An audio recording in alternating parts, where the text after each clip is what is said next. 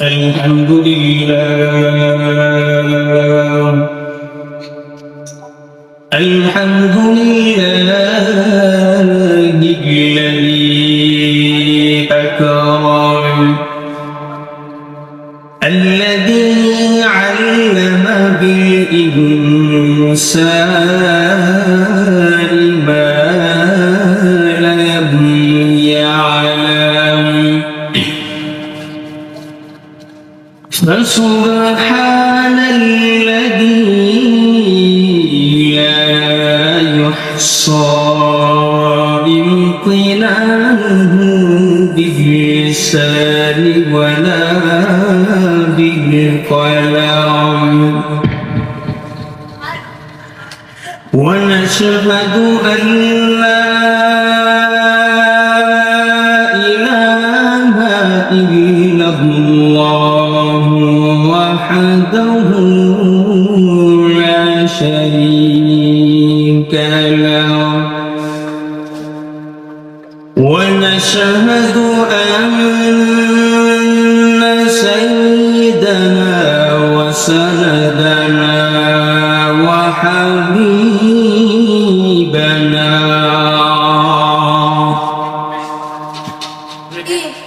وطبيب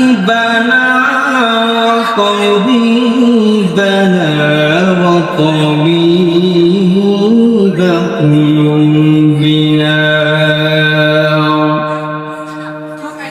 ومولانا محمدا عبده ورسوله الذي أرسله بالحق بشيرا ونذيرا وداعيا إلى الله بإذنه وسراجا وقمرا منيرا أما بعد فقد قال الله تبارك وتعالى في كلامه المجيد وفي فرقانه الحميد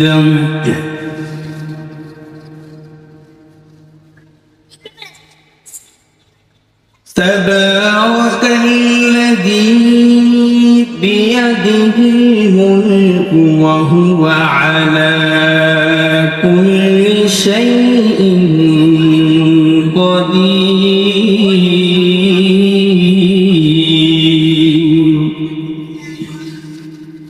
وقال الله تعالى وعباد الرحمن الذين يمشون على الأرض هونا وإذا خاطبهم الجاهلون قالوا سلاما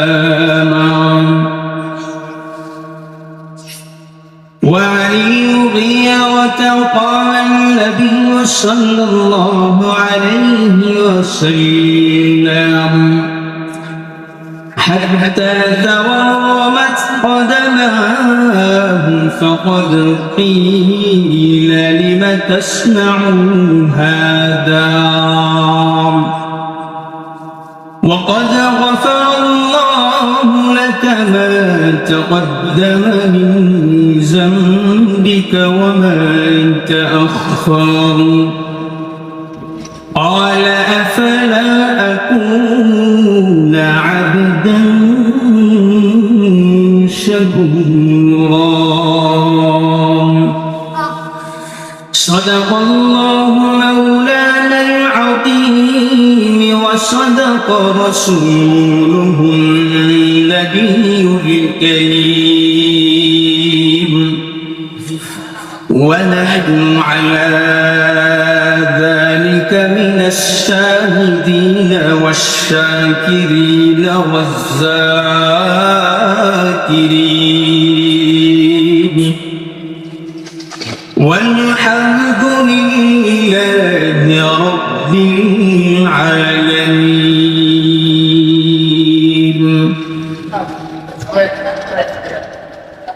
दुनिया अदालत में तेरे नाम रहेगा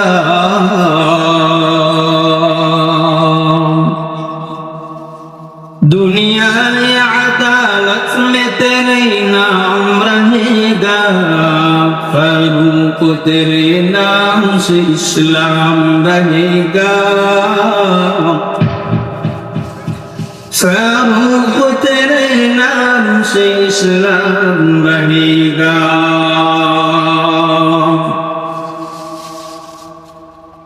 दुनिया सदाकत में तेरे नाम रहेगा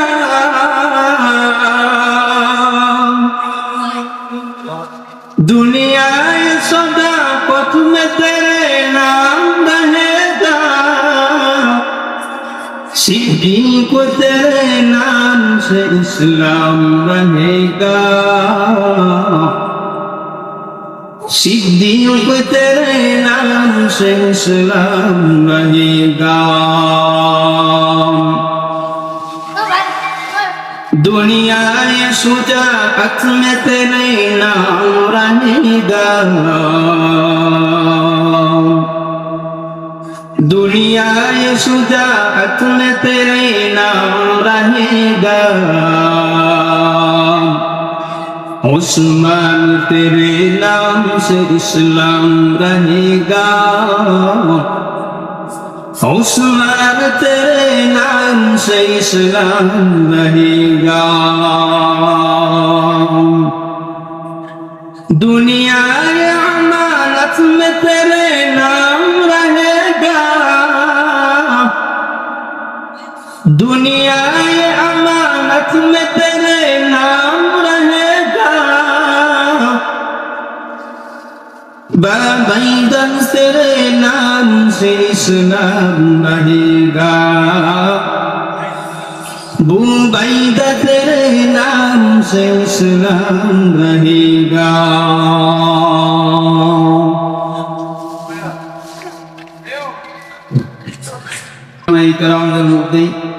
প্রধান বক্তা হিসেবে আলোচনা পেশ করবেন বিশিষ্ট ইসলামী চিন্তাবিদ মুফাসসিরে কোরআন খ্যাতি সম্পূর্ণ ওয়াইজ হাফেজ কারি মাওলানা মুফতি ফাজলে রাব্বি বোয়াপুরি দ্বিতীয় বক্তা মুফতি মিজানুর রহমান সাহেব দাওয়াত বারকাতুহুম আমার সামনে উপবিষ্ট বাংলার দূর দূরান্ত থেকে আগত আল্লাহ পাকের আশিকিন জাকিরিন মুহিব্বিন মুরব্বিয়ানে আইজম কলিজার লোকরা আমার যুবক বন্ধুগণ সিনিয়র ছোট ভাই পর্দার আড়ালে অবস্থানগত আমার শ্রদ্ধেয় সম্মানিত মা ও বোনেরা আল্লাহ পাক রব্বুল আলামিনের দরবারে শুকরিয়া আদায় করি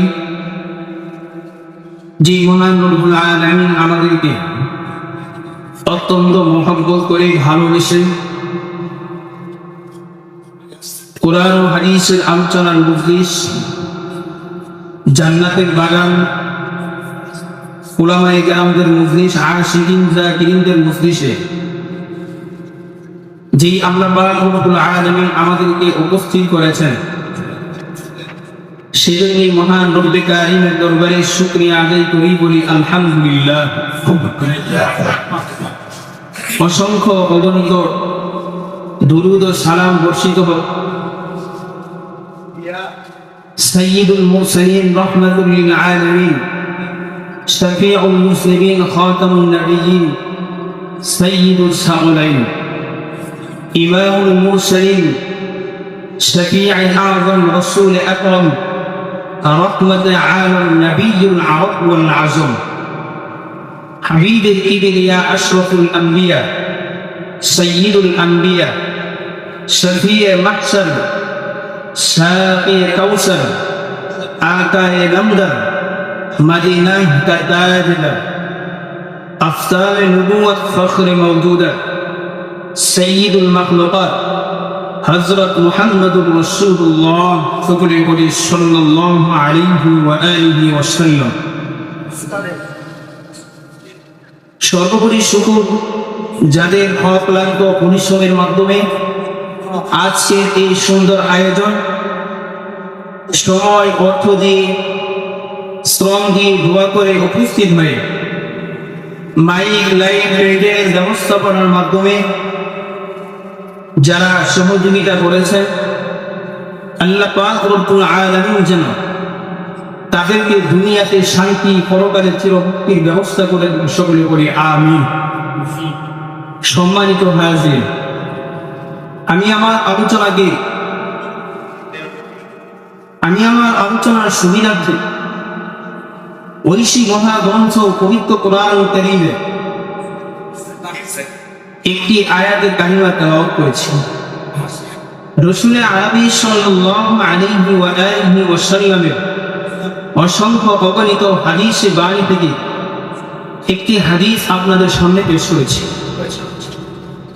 আল্লাহ পাক রব্বুল আলামিন যেন আমাকে এই আয়াত এবং হাদিসকে সামনে রেখে কিছু আলোচনা আমাকে বলার এবং আপনাদেরকে শুনবার মতো ধৈর্য তৌফিক দান করেন, সকলে করি আমিন। সম্মানিত হাজির, আমি ঐশী মহাগ্রন্থ আল কোরআনে 114টি সূরা থেকে 25তম সূরা আপনাদের সামনে তেলাওয়াত করেছি। নাজিলের ধারাবাহিকতায় এই সূরাটি অবতীর্ণ হয়েছে 42তম, যে সূরাটির নাম হচ্ছে সূরাতুল ফুরকান। এই সূরাটি আল্লাহ পাক রব্বুল আলামিন সূরা ইয়াসিনের পরে সূরা ফাতিরের পূর্বে নাযিল করেছেন। সুবহানাল্লাহ। এই সূরার মধ্যে আয়াতের সংখ্যা হলো 77। আল্লাহ পাক রব্বুল আলামিন এই সূরা নাযিল করার পিছনে মুফাসসিরিনে কেরাম বলেন, তৎকালীন যুগে আরব মুশরিকরা ঐশী মহাগ্রন্থ আল কোরআনকে তারা এটা যে আল্লাহ পাক রব্বুল আলামিনের পক্ষ থেকে নাযিল হয়েছে এটি তারা স্বীকার করত না। তারা বলতো এই ঐশী মহাগ্রন্থ এটা পূর্ব যুগের লোকদের কিচ্ছা কাহিনী, বলেন নাউজুবিল্লাহ। আল্লাহ পাক রব্বুল আলামিন তাদের এই কথাকে খণ্ডন করার জন্য আল্লাহ পাক রব্বুল আলামিন এই সূরা ফুরকান নাযিল করেছেন। সুবহানাল্লাহ। এবং ওই আরব মুশরিকরা বলতো যে এই আরব কেমন নবী যে আমাদের মতো বাজারে যায়, আমাদের মতোই খাবার দাবার খায়, আমাদের মতোই সেই হাট বাজারে যায়, উঠা বসা করে। আল্লাহ পাক রব্বুল আলামিন নবী যদি নাযিল করতেন তাহলে ফেরেশতা কেন নাযিল করলেন না? আল্লাহ পাক রব্বুল আলামিন ফেরেশতাকে কেন নবী বানায় পাঠালেন? এই সমস্ত কথা খণ্ডনের জন্য আল্লাহ পাক রব্বুল আলামিন এই সূরা ফুরকান নাযিল করেছেন। বলেন সুবহানাল্লাহ। এই সূরা ফুরকানের মধ্যে আল্লাহ পাক রব্বুল আলামিন ধারাবাহিকভাবে কয়েকটা বিষয় নিয়ে আলোচনা করেছেন। এক নাম্বার বিষয়, আল্লাহ পাক রব্বুল আলামিন ওই কাফের মুশরিকদের কথার খণ্ডন করেছেন। আল্লাহ পাক রব্বুল আলামিন বলেন, تبارك الذي نزل الفرقان على عبده ليكون للعالمين نذيرا। الله أكبر।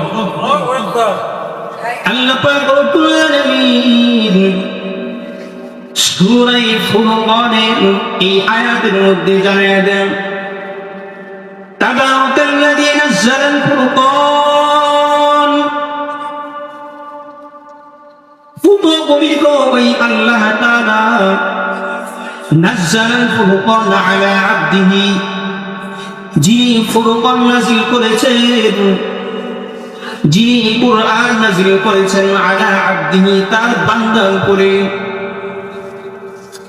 কেন আল্লাহ তাআলা তার বান্দার উপরে কুরআন নাযিল করলেন আল্লাহ তাআলা জানিয়ে দেন লিয়াকুনা লিল আলামিন নাযীরা যেন তিনি মানুষদেরকে সঠিক পথে আনতে পারেন তাই আল্লাহ তাআলা ওই কাফের মুশরিকদের কথাকে খণ্ডন করে দিলেন ও কাফের মুশরিকরা শুনে রাখো এটা সাধারণ কোনো কোরআন নয় এটা সাধারণ কোনো কিতাব নয় এটা আমি আল্লাহ পাক রব্বুল আলামিনের পক্ষ থেকে নাযিলকৃত কিতাব আল্লাহু আকবার আল ফুরকান ফুরকান শব্দের অর্থই হলো আল ফারিকু বাইনাল হাক্কি ওয়াল বাতিল আল্লাহু আকবার ফুরকান শব্দের অর্থই হলো সত্য এবং মিথ্যার মধ্যে পার্থক্যকারী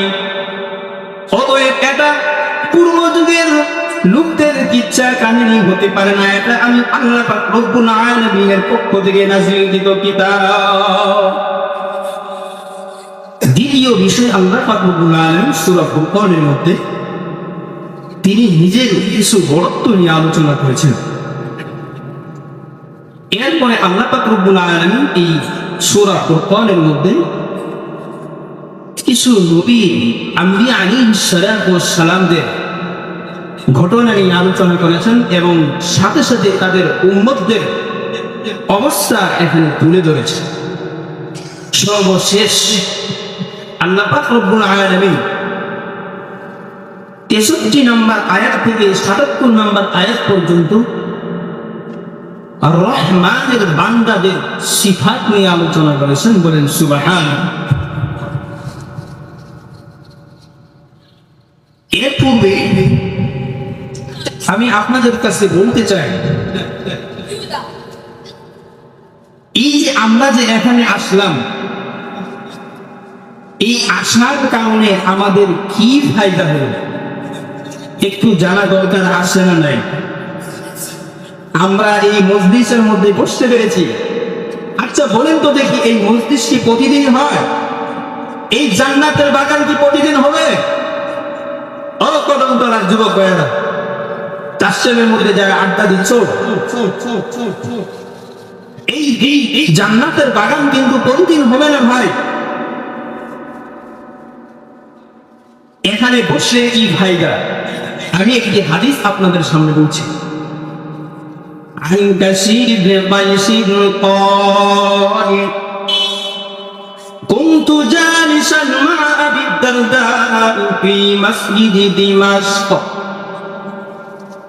হযরতে কাসির ইবনে কায়েস বলেন আমি সিরিয়ার একটা মসজিদের মধ্যে